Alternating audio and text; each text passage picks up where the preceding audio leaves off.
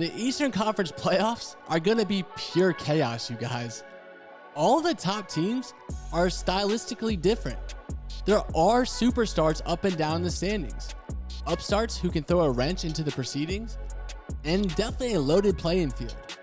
And this is all, just wait for it, before you consider arguably the most talented team at full strength, the Brooklyn Nets, who may not even qualify for the postseason because their second best player could possibly be ineligible to play for the team's most important games. The first round in the East should be absolutely thrilling, and sorting out the favorite to make the finals is a fool's errand. So let's get into it. Now, I put together 5 teams that I think could actually have a real shot at the finals. And we're going to start with number 5, the Miami Heat. The Heat's greatest strength this season has been their depth, an advantage I think will be largely mitigated come playoff time when the teams are playing their stars heavy minutes. Their most used lineup, Lowry, Robinson, Butler, PJ Tucker, and Adebayo, won't be their closing group in the playoffs. And their presumed closing unit, Lowry, Butler, Tucker, Adebayo, Tyler Hero, hasn't even played 40 minutes together yet, you guys. My biggest concern with the Heat, though, is how their best players work in concert, because they're not an ideal fit on paper, and they haven't had many reps to sort it all out. Their half-court offense is a slog, and I'm not sure how many big shooting nights Miami can count on from the likes of Caleb Martin, Max Strus, and Gabe Vincent, all invaluable regular season contributors if their minutes are going down. Hero, he's been on fire since the All-Star break, and Adebayo has been a scoring uptick as well. But can those two go shot for shot with some of the guys above them on this list? The Heat's defense is legit, don't get me wrong. It may not be dominant enough to overcome their offensive shortcomings. Number 4, the Philadelphia 76ers. Splitting up Miami and Philly was incredibly difficult. I think the Sixers are a year away because of their rotation outside of James Harden and Joel Embiid. I still give them an edge over Miami because of the top-end talent. Here's the good news. Harden and Embiid have been fantastic together. They have a 17.9 net rating in 240 minutes together, and defending pick and rolls or handoffs between them will require a high level of focus from opposing defenses on every possession.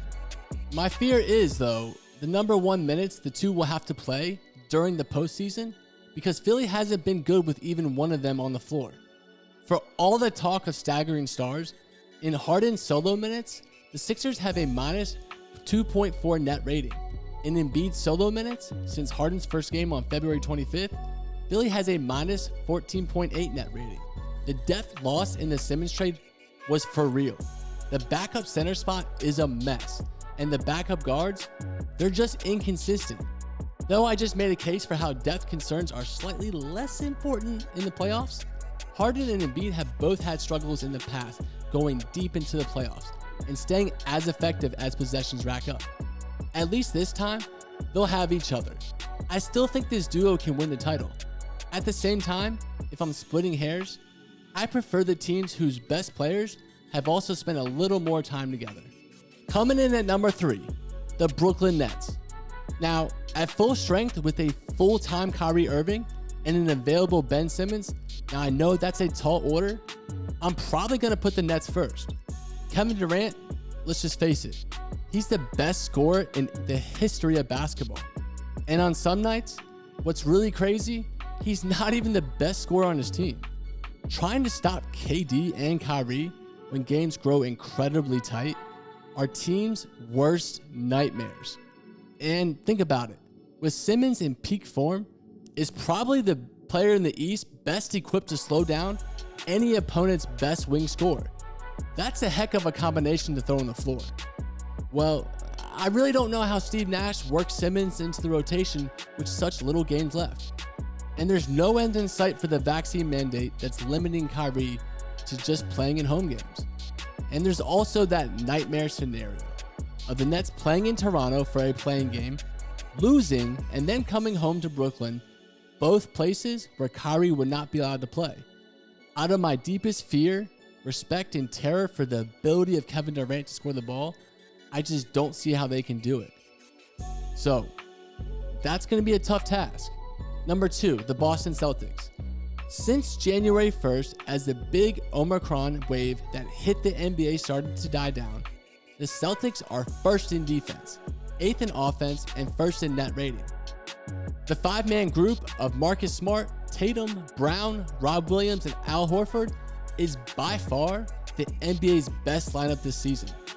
That fivesome has a 24.0 net rating in 404 minutes together, the highest of any group that played at least 200 minutes.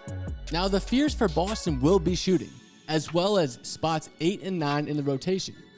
Can they survive Peyton Pritchard and possible Daniel Theis minutes in the playoffs?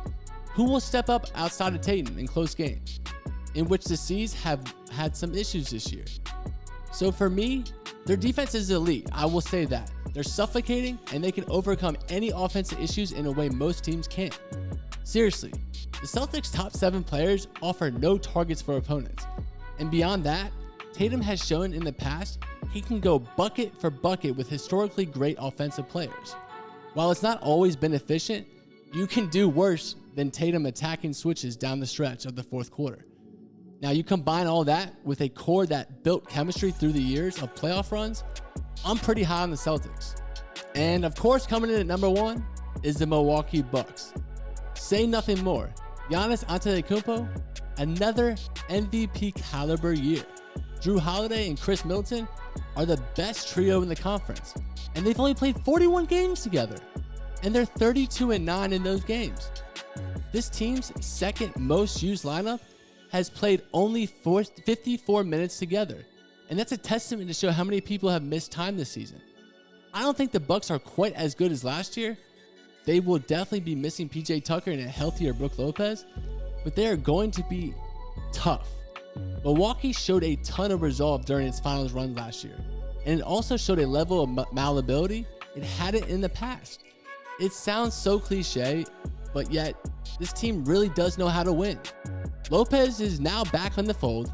I like to see the three-headed monster of him, Ibaka, and Bobby Portis. This team can deploy at center in the postseason. The Bucks probably still needed to configure their best Giannis at the 5 group, though Mike Budenholzer has some options in Pat Connaughton and Wes Matthews. But what really separates them from me than the rest is their finals know-how and their overall playoff experience, and also their ability to play multiple styles come playoff time. I don't think there's another team in the East that has as good of combination in terms of talent, flexibility, and shared experience. And when in doubt, it's hard to pick against the 2-time MVP who scored 50 points to close out the finals the last time he was in a playoff game. But you guys, I have a question. What do you think about my list? How do you think that these teams are going to stack up? Do you agree with the Milwaukee Bucks being at number 1? Let me know in the comments section. And tomorrow, we'll be back better than ever with some more NBA content. But until then, you already know. I'll save y'all a seat. Peace.